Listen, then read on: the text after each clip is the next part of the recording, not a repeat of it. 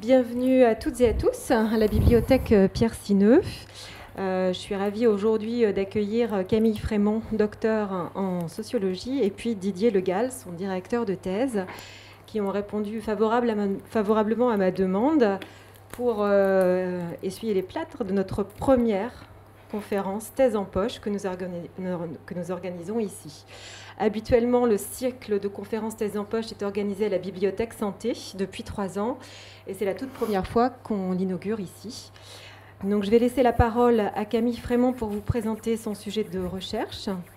Suivra après un temps d'échange avec le public où chacune, vous pourrez poser des questions. Et puis, on finira cette petite pause par un buffet. Je laisse la parole à Camille. Merci encore. Merci Céline. Merci Céline de m'avoir invitée à présenter mon travail dans le cadre du dispositif Thèse en poche. Et puis merci à tous et toutes d'être venus écouter ma présentation de travail. Donc je présente mon travail de thèse de sociologie qui a été soutenu en décembre 2018, donc assez récemment. Et c'est une thèse qui s'intitule « Mères lesbiennes en France, représentation du genre et pratique de résistance à la domination ». Donc, dans ce travail, je me suis intéressée à ce qu'on appelle couramment aujourd'hui l'homoparentalité. C'est un mot qu'on a beaucoup entendu récemment, notamment qu'on entend régulièrement à l'occasion des révisions de lois, notamment les lois qui encadrent la famille. Et donc, l'exemple le plus récent, c'était l'année dernière, lorsqu'il y a eu la question de réviser les lois dites de bioéthique concernant l'accès à la PMA pour toutes les personnes qui souhaitent porter des enfants. Et donc, notamment, les couples de femmes, les lesbiennes. Et voilà. Et donc, l'épisode précédent, c'était celui de la loi dite mariage pour tous et toutes.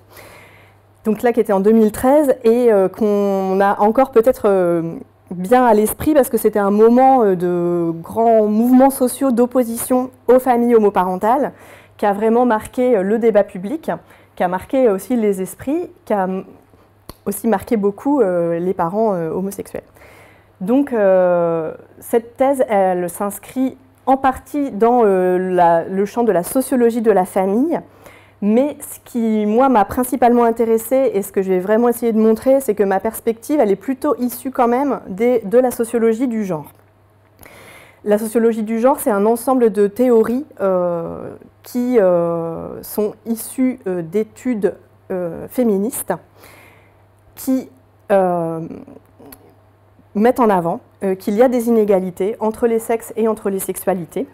Et c'est plutôt par ce biais-là que moi j'ai choisi d'étudier la thématique que j'avais choisie. Donc, mon travail, il est venu, mon idée de question de recherche, elle est issue du fait que dans mon entourage proche, je fréquentais des femmes lesbiennes qui avaient des enfants ou qui souhaitaient en avoir, et je partageais avec elles un intérêt pour les études féministes. Et donc c'est assez simplement que cette question de recherche que je montre là a émergé. Je vous la lis. Donc, en France, dans une société hétéronormative à domination masculine, quelle représentation les mères lesbiennes ont-elles des normes du genre et de la socialisation de genre de leurs enfants? Donc pour comprendre cette perspective, il faut vraiment comprendre ce qu'en sociologie on entend par le concept de genre. Et donc, je vais passer un petit peu de temps à bien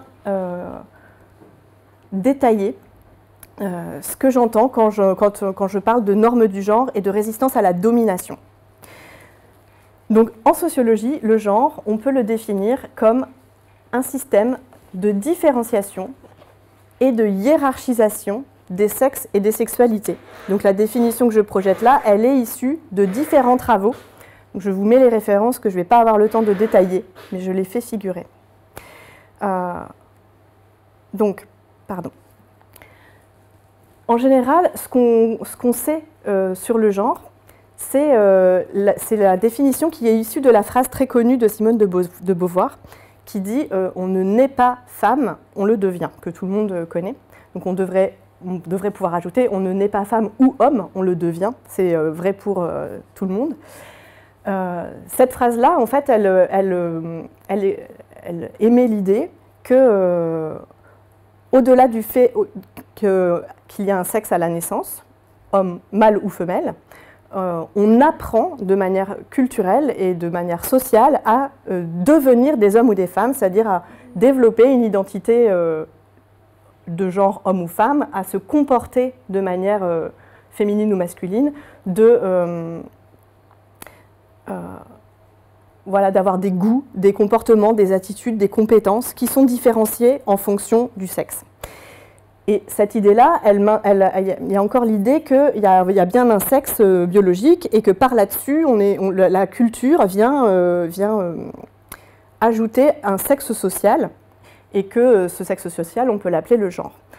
En sociologie, on a encore une étape supplémentaire dans la définition de ce que c'est que le genre, c'est que a été introduite l'idée que, en fait, l'idée de différenciation de deux sexes préexiste à l'idée de deux sexes biologiques et que finalement la culture de la différenciation homme-femme, elle a façonné la manière dont la science, la biologie contemporaine dans les sociétés euro-américaines ont façonné notre façon de penser en deux catégories homme-femme et de différencier des corps comme s'il y avait un sexe ancré dans un corps, soit homme, soit femme.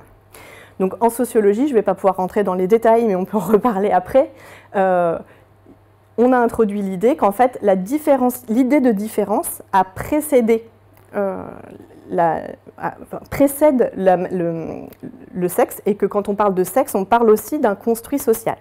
Ce qui ne veut pas dire qu'il n'existe pas de vagin ou de pénis, mais qui veut dire qu'on crée deux catégories étanches, mais qui sont façonnées plus par la pensée et la culture que par une réalité du corps. Donc le genre, en sociologie, il désigne un système d'organisation sociale qui fonctionne sur 3 niveaux. Donc il sépare les humains en deux catégories hommes-femmes, qui sont présentées comme opposées et exclusives. Ensuite, le genre attribue à ces deux catégories des caractéristiques, des aptitudes, des caractères différents. Et enfin, le genre crée des hiérarchies. Le genre est un système de domination. Donc, ce système de domination fonctionne sur des normes qui peuvent s'étaler sur différents niveaux, donc qui concernent la catégorie de sexe. À la naissance, on nous attribue une catégorie de sexe, mâle ou femelle. En fonction de cette catégorie, en grandissant, on est censé se sentir homme ou femme. Ensuite, on apprend à exprimer son identité par un rôle plus ou moins masculin ou féminin. Et cette matrice, donc ça c'est un terme de Judith Butler, cette matrice qui façonne les individus dans ce système du genre, il est hétéronormatif, c'est-à-dire qu'il va, avec l'idée de complémentarité des sexes, aussi pousser les personnes à devenir hétérosexuelles.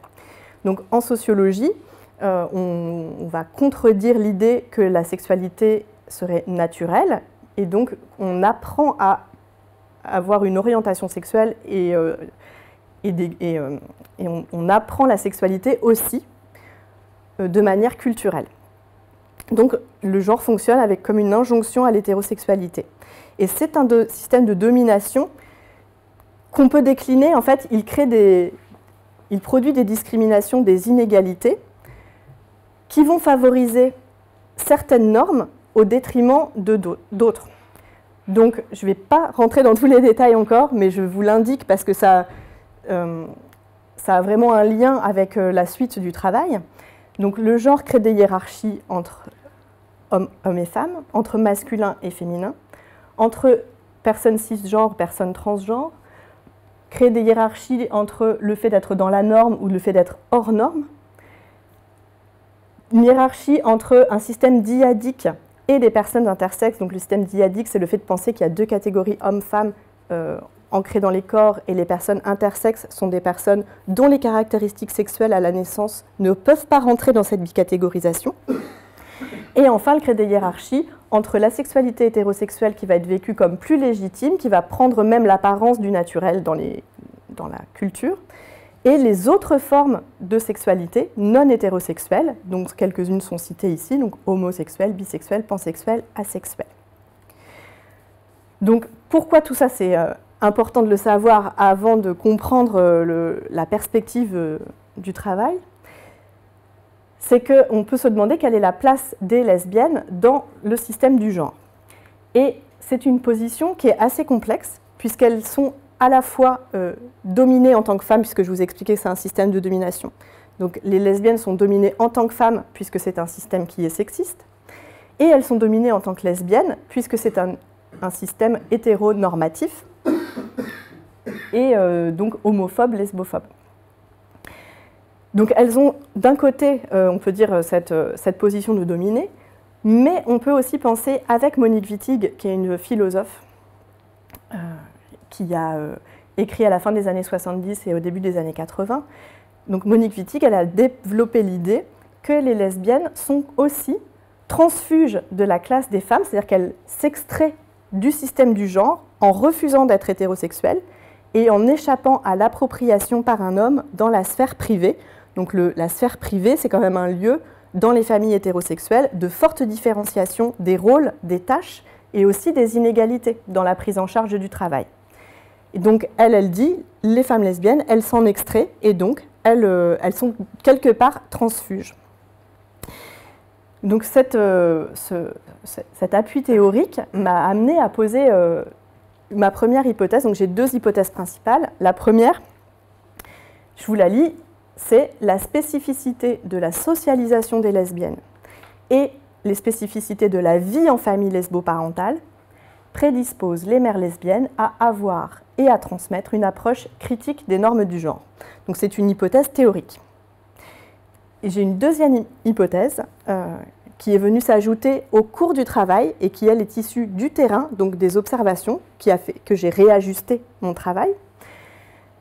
Je vous la lis. Le contexte français ne permet pas aux mères lesbiennes d'avoir des discours et des pratiques revendiquant publiquement l'opposition aux normes du genre.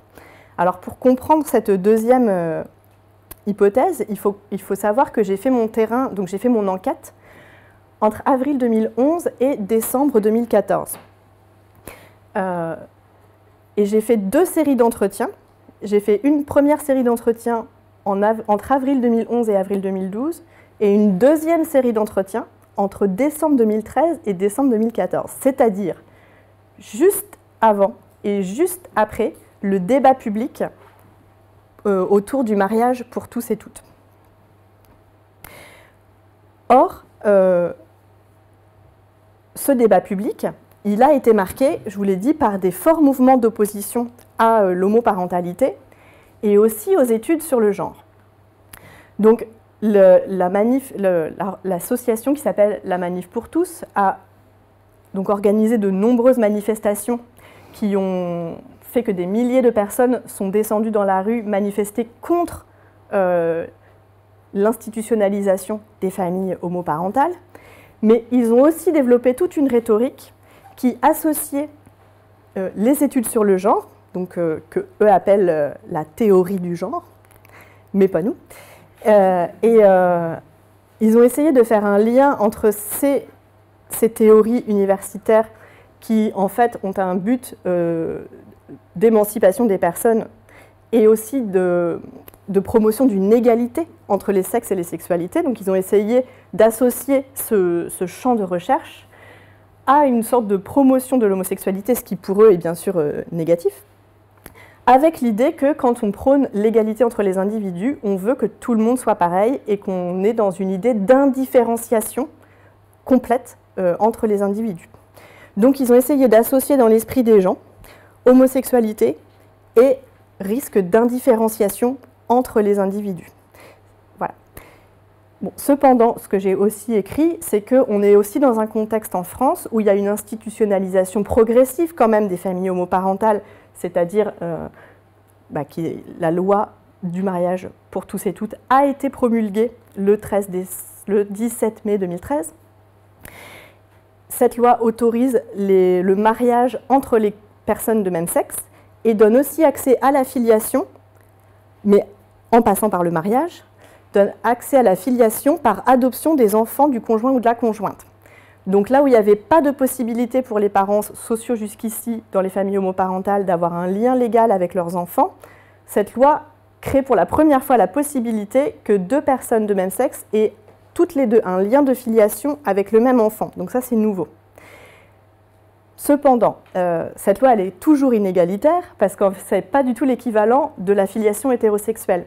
Les parents hétérosexuels n'ont pas besoin de se marier pour avoir accès à un lien de filiation avec leurs enfants. Et ils n'ont pas non plus besoin d'adopter après leurs propres enfants. D'accord ? Et on peut dire qu'il y a encore aussi une inégalité au niveau de l'accès à la procréation médicalement assistée, qui pour l'instant est réservée aux couples hétérosexuels vivant ensemble depuis plus de 2 ans et avec une infertilité pathologique diagnostiquée dans le cadre médical. Donc, mon enquête, elle se compose de 36 entretiens semi-directifs longs, donc, avec des mères lesbiennes de 19 familles différentes, ayant eu des enfants de moins de 12 ans, conçus en contexte lesboparental, c'est-à-dire ce n'est pas des cas où les femmes ont eu des enfants d'abord dans un couple hétérosexuel et ensuite se sont mises en couple homosexuel, mais c'est bien un projet, les enfants sont conçus dans un projet des deux mères en général, et j'ai une mère célibataire. Voilà. Donc j'ai fait aussi des observations de type ethnographique des chambres des enfants dans 13 familles pour objectiver le genre. Je vais présenter un peu les résultats. Les résultats, on peut les répartir donc de 3 manières. Donc je vais essayer il y a trois grands points que je vais développer et je vais donner seulement un exemple à chaque fois de résultats parce que j'aurai énormément de choses à dire et des choses beaucoup plus nuancées que ce que je vais présenter, mais je vais être obligée vraiment de choisir. Donc après, on peut rediscuter pour les choses qui seront en dehors. Donc la première chose, c'est que je constate une hétérogénéité des rapports aux normes du genre parmi les enquêtés. Donc ça, ce n'est pas vraiment une surprise. Ça veut dire que toutes les personnes n'ont pas les mêmes discours et n'ont pas la même manière d'expliquer leur identité de genre, leur rapport à l'orientation sexuelle, à la sexualité, et n'ont pas la même manière de se rendre ou non visibles auprès de leurs proches, au travail et dans l'espace public. Voilà. Donc j'ai une hétérogénéité dans ces rapports-là. Cependant, ce qu'on peut quand même noter, et là je m'appuie sur le travail de Natacha Chetcuti pour le dire, c'est que puisque le genre fonctionne, d'après Judith Butler, comme une sorte de matrice hétérosexuelle qui pousse les individus à devenir hétérosexuels, à avoir une orientation sexuelle hétérosexuelle, on devient bien lesbienne dans le sens où il faut s'extraire d'une certaine manière, et les enquêtés le montrent dans leur discours, il y a une prise de distance nécessaire avec certaines normes hétérosexuelles, ce que Natacha Chetcuti a appelé une certaine déshétérosexualisation dans la manière de parler de soi ou de parler de sexualité. Mais évidemment, là encore, en fonction de l'environnement familial, des femmes, de leur vie amoureuse, de leur trajectoire du milieu où elles habitent, etc., elles ne vont pas avoir les mêmes discours et les mêmes manières de parler de tout ça, mais je ne vais pas trop le développer. On peut aussi remarquer une hétérogénéité des normes du genre dans la manière de faire famille. Donc, dans les familles homoparentales, évidemment, il y a rarement un acte de procréation par accident. Donc, les personnes vraiment font des constructions familiales de manière réfléchie et anticipent la manière dont elles vont vouloir construire leur famille. Donc, elles vont faire des choix. C'est dans la manière de justifier ces choix, c'est ça que je vais essayer d'illustrer, c'est qu'il y a plusieurs façons de parler de comment on va décider, quand on est une mère lesbienne, de fabriquer sa famille. Donc moi j'ai 3 formes familiales qui se retrouvent parmi les personnes que j'ai interrogées. La plus courante, c'est quand il y a un couple de mères qui fait appel à un donneur anonyme, c'est-à-dire qu'il va faire une insémination artificielle avec donneur anonyme à l'étranger, puisque la procréation médicalement assistée est interdite en France pour les lesbiennes depuis 1994. Donc ça, c'est la forme qui est devenue la plus courante, ce qui n'était pas le cas dans les études, notamment celles de Virginie Descoutures ou les études de Martine Gross sur les familles lesboparentales il y a 15 ou 20 ans. Ce n'était pas tout à fait les mêmes tendances, mais cette forme-là est devenue la plus courante. Il n'y a pas que moi qui le remarque. Ensuite, il y a une seconde forme avec donc, le couple de mères qui fait appel à, cette fois, un donneur connu, donc une personne de leur entourage, mais à qui elles vont demander déjà un don de sperme, et puis elles vont faire une insémination artificielle artisanale, donc à l'aide d'une seringue, en injectant elles-mêmes le sperme dans le vagin de la personne qui va porter l'enfant. Et à cette personne qu'on a donc donneur connu, elles ne vont pas lui demander de prendre la place d'un père, elles vont bien l'identifier comme un géniteur, mais elles vont lui demander de pouvoir être identifiable auprès des enfants comme la personne qui a aidé à les fabriquer. Voilà. Donc ça, c'est moins répandu. Et enfin, il y a les formes parentales en coparentalité, et dans ces cas-là, dès le début du projet d'enfant, là où les mères s'accordent avec un ou deux pères pour être ensemble parents d'un même enfant qu'ils vont fabriquer et élever ensemble. Et dans ces cas-là, c'est dans 2 foyers distincts dès le début. Et donc là, moi, ça c'était une forme de parentalité qui était plus répandue il y a 10 ou 15 ans et qui l'est beaucoup moins aujourd'hui. Et donc moi, par exemple, j'ai que 3 exemples de familles en coparentalité dans les gens que j'ai interrogés. Donc ce qui est intéressant, c'est je vais essayer d'illustrer ce que ça veut dire que le rapport aux normes, parce que ce n'est pas forcément facile à comprendre ce que c'est qu'un rapport aux normes. Et donc là, je vais illustrer à travers des justifications de choix de structure familiale ce que ça peut vouloir dire. Donc là, je vais parler des familles qui sont un couple de mères avec un donneur anonyme et que j'analyse comme une nouvelle normativité lesboparentale, non seulement parce que c'est la plus courante, mais en plus parce que les mères la présentent comme la plus classique, même à leurs yeux. C'est comme ça qu'elles en parlent. Et en général, dans cette forme familiale, elles insistent sur le fait qu'une famille, c'est une famille nucléaire avec 2 parents et les enfants qui habitent dans la même maison, sans personne extérieure. Voilà, c'est les arguments. Donc là, Lucie, elle nous dit « Une insémination artisanale, je crois que j'aurais pas su faire. » Et puis après, nous, on est des gens, encore une fois, on est des gens qui sommes dans la norme, des gens qui sommes dans la sécurité. Donc la sécurité, c'est le protocole, c'est l'hôpital public, pour le coup, en Belgique. C'est savoir d'où ça vient, donc elle parle du sperme, qu'il y a eu des tests qui ont été faits. Donc elle présente cette forme familiale comme elle souhaite être dans la norme. Ce qu'elle veut, c'est atteindre une norme, et cette norme, pour elle, c'est la famille avec un donneur anonyme, c'est-à-dire les 2 mères, et puis qui sont allés à l'hôpital, donc dans un cadre institutionnel qui pratique l'insémination artificielle. Mathilde, elle a une autre manière de présenter ce même choix, aussi un donneur anonyme. Donc elle, c'est la seule mère qui était non statutaire, qui n'a pas porté ses enfants et qui a déjà, quand moi je l'interroge, finalisé le protocole d'adoption de ses enfants. Avec sa compagne, elles se sont mariées et elle a déjà pu adopter ses 2 enfants, Ava et Jess. Donc elle me dit, on est quand même des personnes assez carrées, donc je pense qu'il nous fallait quelque chose de net, avec pas trop de possibilités de s'embrouiller. Comme ça, au moins, c'est clair pour tout le monde. C'est clair pour nous, c'est clair pour les gens qu'on a autour de nous, c'est clair pour les enfants aussi.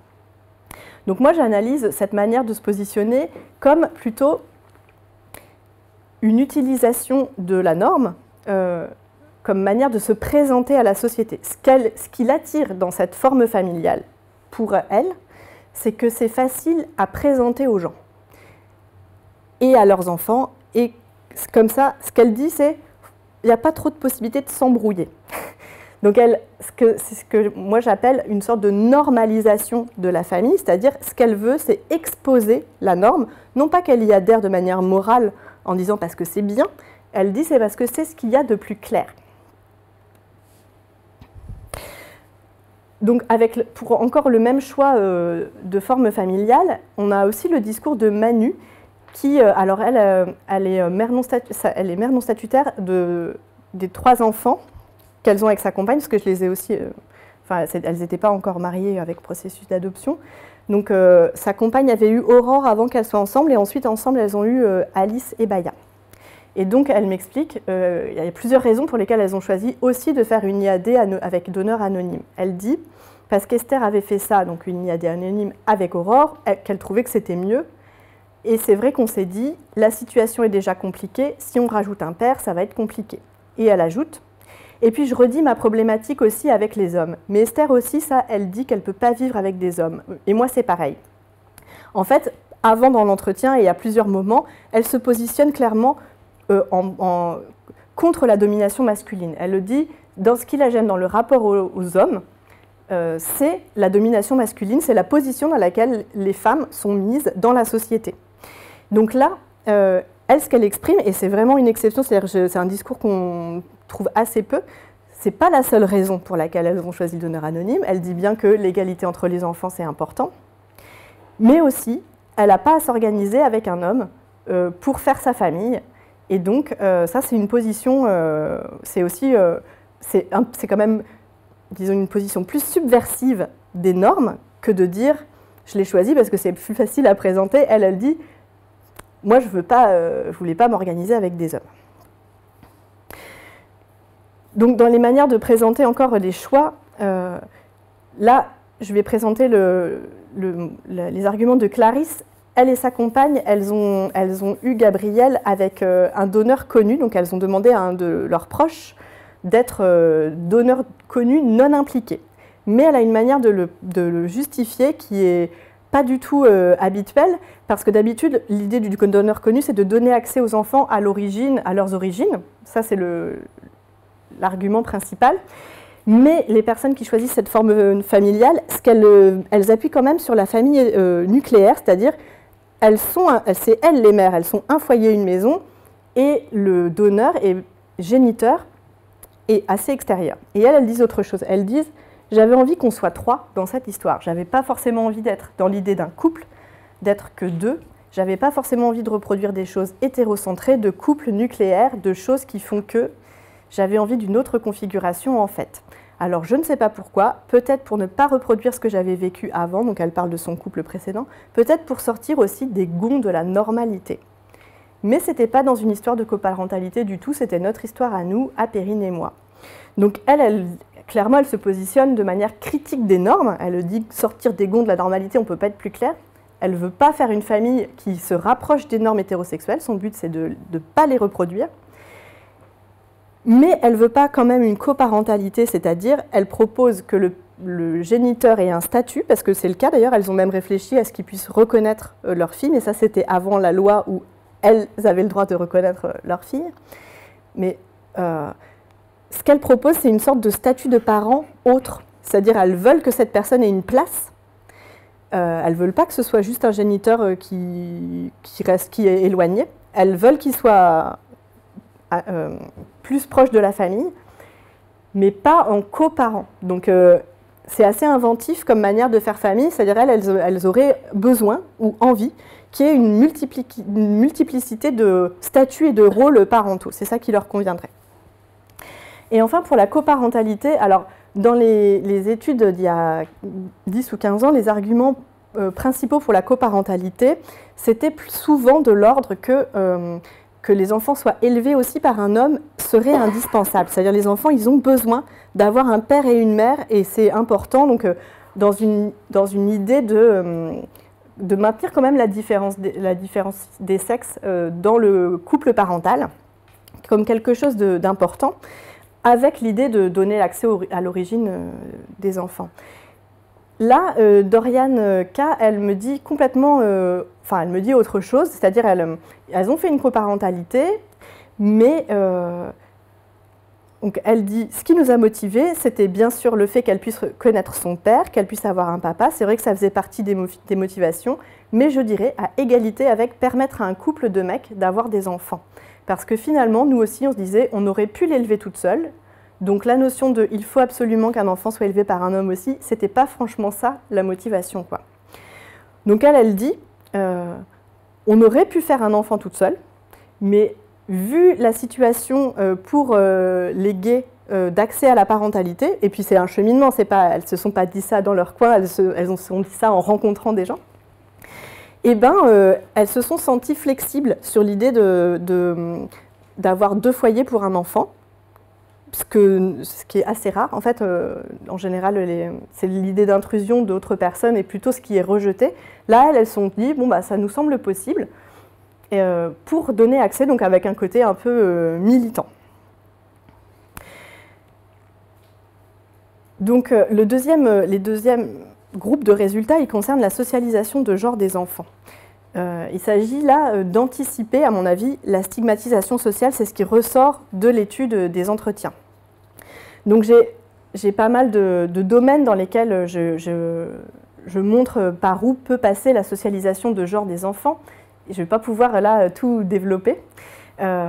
Donc je vais me concentrer sur le dernier qui est la socialisation au genre, une socialisation au genre pragmatique.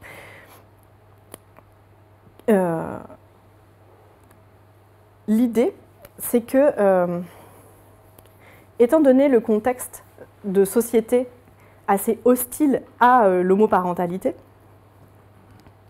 et étant donné les liens qu'ont fait les mouvements d'opposition à l'homoparentalité entre l'homosexualité et l'indifférenciation de sexe, et avec tout aussi un discours sur les études sur le genre qui vraiment essayait peut-être pas de diaboliser, mais en tout cas de montrer qu'il y avait un danger en fait, dans ces études-là qui prônaient pareil l'indifférenciation entre les individus. Ce que je constate, c'est que souvent, bien qu'elles aient une attention aux stéréotypes de genre, c'est-à-dire rarement elles cautionnent l'idée que garçons et filles sont complètement différents, doivent être élevés différemment, que les garçons... que les rôles qu'il y a des compétences différentes, elles ne sont pas dans la caution des stéréotypes de genre, elles sont plutôt dans une idée de critique, voire elles sont féministes, mais il n'y en a pas beaucoup qui mettent elles-mêmes le mot féministe sur leur discours, donc je l'emploie avec précaution, parce que ce n'est pas elles-mêmes qui se disent féministes. Mais bien qu'ayant quand même cette attention, elles ont en fait l'impression que leur marge de manœuvre, elle n'est pas très grande dans la société telle qu'elle est. Donc, dans la socialisation de genre et au genre, puisque à mon avis il y a les deux, elles sont pragmatiques, c'est-à-dire qu'elles vont prendre en compte le contexte et non pas seulement leurs convictions. Donc par exemple, la première priorité, c'est d'éloigner d'elles et de leurs enfants le stigmate social qui associe homosexualité et indifférenciation de sexe. Et donc pour ça, elles vont choisir, souvent, elles me parlent des vêtements comme elles choisissent des vêtements qui vont permettre l'identification du sexe et de l'identité de genre de l'enfant, pour qu'il n'y ait pas de confusion possible. Donc Clara, elle le dit de manière très nette. Comment vous choisissez ces vêtements? Coup de cœur, on essaye de lui prendre des robes, mais bon, l'été, elle est plus souvent en robe que l'hiver. C'est pour bien montrer que ce n'est pas parce qu'elle est avec des mamans lesbiennes qu'elle n'a pas de robe. C'est bien une démonstration de comment elles ont choisi les vêtements. Est-ce qu'elles-mêmes mettent des robes? Jamais. Donc c'est pas quelque chose où ce qu'elles font pour elles-mêmes est différent de ce qu'elles font pour leurs enfants. Donc même quand elles se disent très féministes comme Hélène, elles montrent qu'il faut faire preuve d'une certaine prudence dans la contestation des normes. Donc Hélène me dit, elle a un fils de 1 an et demi, elle est mère non statutaire de Marius, donc à 1 an et demi. Et elle me dit qu'il avait une salopette, et bon, elle a envie de contester, excusez-moi, les normes du genre, et donc elle s'est posé des questions sur jusqu'où elle pouvait aller. Elle a réfléchi à l'idée de mettre une robe à son fils, et puis elle a dit bien sûr qu'on ne pourra pas le faire. Donc c'est pour dire qu'elle a vraiment envie de faire attention à ce que son enfant ne soit pas dans des stéréotypes. Il avait une salopette une salopette que j'adorais et j'ai mis hyper longtemps à voir sur l'étiquette que c'était une salopette dans une collection pour filles en fait. Et j'étais hyper contente. On a continué à lui mettre, mais quand même, le fait de le savoir, je me suis posé la question. Est-ce que si j'avais vu tout de suite l'étiquette, est-ce que j'aurais pris la salopette ou pas? J'en suis pas sûre en fait. Le fait de douter de ça, ça met un peu le trouble. C'est quand même très très fort ces stéréotypes à la con. Donc, là, le stéréotype, c'est pas parce qu'elle se met à adhérer malgré elle au stéréotype qu'elle se demande pour la salopette, c'est bien parce que son rôle de mère en tant que mère lesbienne est un peu mis en... peut être mis en jugement, c'est-à-dire si elle met un vêtement à son fils qui dépasse une certaine limite de convention sociale, elle a peur en fait d'être jugée, elle, dans son rôle de mère, et puis surtout de mère lesbienne. Alors, parce que leur impression qui ressort, et puis parce que, enfin, ce qu'elles disent dans les discours, c'est pas une impression, c'est les témoignages qu'elles apportent vont dans ce sens. Il est nécessaire pour elles de gérer un risque de disqualification sociale des mères lesbiennes. Les mères lesbiennes sont plus suspectes que les autres mères. Donc Apolline E, qui a une fille d'1 an, je demande si elle et qui se dit très féministe et qui fait un grand tri des vêtements pour sa fille, pour qu'elle ne soit pas dans des vêtements stéréotypés. Je lui interroge sur si elle avait un garçon, comment elle ferait, et elle me dit je ne mettrais pas autant de trucs de fille parce que je voudrais quand même qu'il s'identifie en tant que garçon. Donc elle ajoute en vrai pour qu'il puisse s'identifier s'il a envie. C'est tellement mal vu que si on l'habille en rose, on passerait pour des grosses tarées. Donc là, on voit bien, ce n'est pas elle et ses convictions qui comptent, c'est la réception sociale de ces pratiques-là par des mères lesbiennes. Et la disqualification qui est risquée, c'est pas une moindre, c'est-à-dire passer pour une grosse tarée en tant que mère, c'est quand même un gros risque à prendre en société. Et enfin, il s'agit de protéger les enfants de la stigmatisation. Donc Antonia, elle a une fille qui est plus âgée que les autres enfants parmi les personnes que j'ai interrogées. Elle a une fille qui a 11 ans. Et donc elle s'était dit, dans sa manière d'éduquer sa fille, je m'étais dit, j'interdirai rien. Ce qui est une manière d'éduquer qui correspond aussi aux classes moyennes et supérieures, c'est-à-dire on va plutôt négocier qu'interdire. Et là, elle me dit, tu vois, même le foot, donc sa fille fait du foot, le foot, j'étais pas pour, parce que justement, je me dis, putain, une fille de lesbienne qui va faire du foot, c'est un peu lourd. Alors après, elle en a discuté avec ses amis, et puis on lui a dit, laisse-la faire si elle veut faire du foot. Et elle dit, elle continue, j'ai dit, ok, t'as raison, je suis bête de l'empêcher de faire du foot, parce que je suis lesbienne, c'est complètement idiot. Donc voilà, elle fait du foot. Donc son premier réflexe à Antonia, c'est de se dire qu'elle a une meilleure vision du monde social que sa fille et qu'elle a peur que sa fille s'enferme dans un stigmate de fille de lesbienne. Et donc elle se dit, c'est un peu lourd, il faut que je la protège parce qu'elle ne doit pas se rendre compte des risques. Et puis après, elle revient là-dessus, sa fille fait du foot et elle se dit, elle se rend compte qu'en fait elle a failli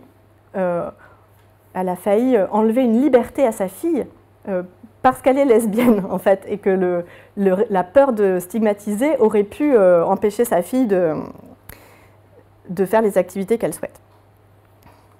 Donc le dernier résultat, et ce sera aussi ma conclusion, il s'agit des stratégies de résistance à la domination, donc à la domination du système du genre. Et ce que j'ai remarqué de ces stratégies, c'est que je les ai qualifiées d'infrapolitiques, parce que sur mon terrain, quand je dis mon terrain, quand je parle des personnes que j'ai interrogées, il y en a vraiment très peu qui sont des militantes au sens strict du mot, c'est-à-dire qui font partie d'associations. Donc il y a 2 personnes qui font partie d'associations homoparentales, enfin 2 familles. Et une famille qui milite dans un collectif transpédéguine, donc c'est un collectif sur les questions de sexe et de sexualité qui est radical. Et puis sinon, il y en a 1 ou 2 qui ont des discours de gauche radicaux, et donc qui sont dans des formes de critique des normes de la société en général et pas seulement des normes du genre. Mais la plupart d'entre elles ne sont pas militantes aguerries et donc c'est pas pour autant qu'en fait elles n'ont pas des stratégies de résistance, mais qui sont d'ordre infrapolitique. Donc là j'ai voilà. L'infrapolitique, c'est un concept qui a été décrit par James C. Scott comme l'expression politique et la lutte culturelle voilée des groupes dominés qui ont de bonnes raisons de craindre d'avancer leur opinion directement. Donc là, c'est vraiment lié au contexte hostile qui a entouré mon enquête. C'est ce que je vous disais, étant donné le contexte social, les mères lesbiennes, ça rejoint ma deuxième hypothèse, n'ont pas l'impression qu'elles peuvent critiquer ouvertement les normes du genre. Elles vont plutôt, je vous l'ai montré, avoir des tactiques de normalisation, c'est-à-dire de donner des gages de normalité sur les normes du genre afin de protéger les enfants et leur famille. Mais ça ne veut pas dire qu'elles n'ont pas des tactiques autres de résistance. Ce qui en fait m'a amené à ce raisonnement-là, c'est que je vous ai dit que j'ai fait 2 séries d'entretiens, une juste avant et l'autre juste après le débat public sur la loi Taubira. Or, j'ai remarqué un basculement dans la manière de témoigner de l'homophobie. Donc les personnes que j'ai interrogées avant, et ça c'est vraiment en correspondance avec les autres études sur les mères lesbiennes antérieures à la mienne, les mères lesbiennes ont tendance, dans leur discours, minimisent l'impact de l'homophobie dans leur vie. C'est pas ça qu'elles ont envie de, c'est pas là-dessus qu'elles ont envie de parler. Elles ont plutôt envie de mettre en avant les choses qui fonctionnent et qui permettent dans la société que leur famille existe. Et la deuxième série d'entretiens, les personnes qui ont témoigné dans la deuxième série d'entretiens ont une toute autre manière de me raconter leur parcours de vie et leur construction familiale. Et alors, il y a eu une augmentation d'actes homophobes depuis le débat public. Ça, c'est SOS Homophobie qui l'a montré. Mais ce qu'elle me raconte, ce n'est pas que des actes récents depuis le mariage pour tous, c'est une autre manière de me raconter toute leur vie, une autre manière de me raconter les réactions qu'ont eues leurs familles d'origine, une autre manière de raconter le rapport au travail, une autre manière de raconter quand elles sont allées à l'hôpital pour l'accouchement. Enfin, c'est-à-dire elles ont besoin de transmettre l'hostilité dans laquelle elles doivent construire au quotidien leur famille. Et donc j'ai des tas d'exemples. Elle me brosse un tableau de la société française beaucoup plus hostile et homophobe que ce qui ne paraissait auparavant, ce qui m'a amené à analyser autrement les discours et donc à aller chercher la résistance à la domination dans des plus petits interstices que de la subversion ou de la contestation ouverte. C'est pourquoi je me suis intéressée à l'infrapolitique. Alors là, je vous mets une liste que je n'aurai absolument pas le temps de détailler, mais j'ai répertorié vraiment de nombreuses stratégies infrapolitiques de résistance aux normes du genre, dont je vais juste donner un seul exemple en le détaillant un peu. Simplement pour montrer que quand on arrête de chercher simplement dans les discours la contestation ouverte, en fait, on peut trouver énormément de choses dans les pratiques des gens, mais qui ne sont pas désignées comme telles, des pratiques de résistance. Par exemple, le fait même d'utiliser les normes familiales hétérosexuelles ou les normes du genre pour permettre l'intelligibilité sociale de leur famille, c'est une forme de stratégie infrapolitique de résistance au genre. Ça ne veut pas dire, en fait, elles ne sont pas dans l'adhésion. Elles peuvent donner l'impression d'une adhésion aux normes du genre parce qu'elles vont essayer de normaliser, mais on peut aussi penser que c'est une utilisation stratégique des normes pour rendre leur famille compréhensible aux yeux de la société et donc aussi protéger la famille et les enfants. Donc, dans les manières inventives de contrer le système, l'hétéronormativité de la société, il y en a une que j'avais envie de présenter parce qu'elle montre vraiment qu'on peut défier par l'humour les institutions qui les discriminent. Et donc c'est l'exemple d'Émilie, qui, donc elle est mère non statutaire de jumeaux qui ont 7 ans au moment de l'entretien, et puis il se trouve qu'en fait la CAF lui a envoyé par erreur un livret de paternité, ce qui est un petit livret de conseils aux pères pour promouvoir la place des pères dans l'éducation des enfants. Donc elle l'a reçu par erreur au nom de Monsieur Émilie. Voilà. Et donc elle se dit, très bien, puisque c'est comme ça, je vais aller à la mairie reconnaître mes enfants. Donc cette scène a lieu avant la loi pour le mariage pour tous, dans un contexte où elle n'a pas le droit de le faire. Donc elle raconte, on va à la mairie, puisque j'avais mon livret de paternité pour reconnaître les enfants. Et là, branle-bas de combat à la mairie, je leur dis, ben voilà, regardez ce qu'on m'envoie comme courrier, Monsieur Émilie S, c'est moi, je souhaiterais reconnaître les enfants. Et là, donc, elle mime la stupéfaction et les gens qu'elle a eu en face d'elle, le blanc total, elle rit. Donc là, la dame me dit, attendez, je vais voir mon chef, elle est partie, là c'était branle-bas de combat. Ils sont revenus au bout de 10 minutes, gros conciliabule, ah non, non, ça va pas être possible. Donc j'ai pas pu reconnaître les enfants, c'est bien dommage. Alors j'avais tous les papiers pour. Bah oui, parce que j'avais dit à Laurence, ils vont quand même pas me demander de baisser mon pantalon. C'était très drôle, on s'est payé une bonne rigolade. Donc là, c'est vraiment, on va dire, dans le domaine de l'infrapolitique, elle joue sur plusieurs registres. Donc elle joue sur l'humour, elle présente cette action d'aller à la mairie comme une farce. Elle la présente comme une farce aux gens de la mairie et elle la présente comme une farce à moi quand elle me la raconte. Elle rit, voilà. En sous-texte, quand même, c'est un acte de défi dans le sens où elle vient se signaler en tant que personne discriminée par la loi, qui n'a pas accès à la filiation avec ses propres enfants, ce qui la met dans une grande vulnérabilité au quotidien pour tout un tas d'actions dont on ne se rend pas forcément compte quand on a ça, mais ça veut dire, par exemple, on me dit je ne peux pas hospitaliser mes enfants s'ils ont un accident, des choses comme ça qui sont quand même vraiment des droits de garde en cas de séparation et de décès, etc.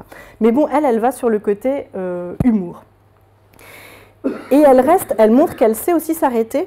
C'est là où je pense qu'il y a une infrapolitique assez fine. Elle sait s'arrêter avant de mettre les agents et agentes de la mairie dans une situation limite qui l'exposerait elle, à une rebuffade sèche enfin, après les conséquences sont difficiles à imaginer, mais donc elle dit ils vont quand même pas me demander de baisser mon pantalon. Donc évidemment ils n'en seraient pas venus là, mais elle s'arrête avant que ça cesse d'être une farce. Voilà, donc ce que je voulais illustrer avec ça, et en général dans mon travail pour essayer de conclure là-dessus, c'est que le grand problème, on va dire, dans la vie des mères lesbiennes, c'est bien l'homophobie de la société et pas leur structure familiale en elle-même qui aurait des différences de fonctionnement où elles sont armées pour essayer de mettre en adéquation leur famille avec ce que peut entendre la société. Mais ce qui leur pose un énorme problème, c'est bien la réception de leur choix par la société et aussi les conséquences possibles sur leurs enfants. Et donc, elles mettent de côté leurs propres convictions. Elles sont en tension, en fait, entre deux objectifs qui peuvent être contradictoires, qui seraient respecter leurs convictions qui peuvent être de l'ordre de la contestation des normes du genre, avec tout un tas de niveaux de contestation que j'ai montrés. Hein. C'est pas forcément radical comme posture, mais donc elles sont tiraillées entre ce point de vue-là et le désir de protéger les enfants. Et en même temps, elles sont prises dans la société entre deux manières de les voir qui sont assez contradictoires.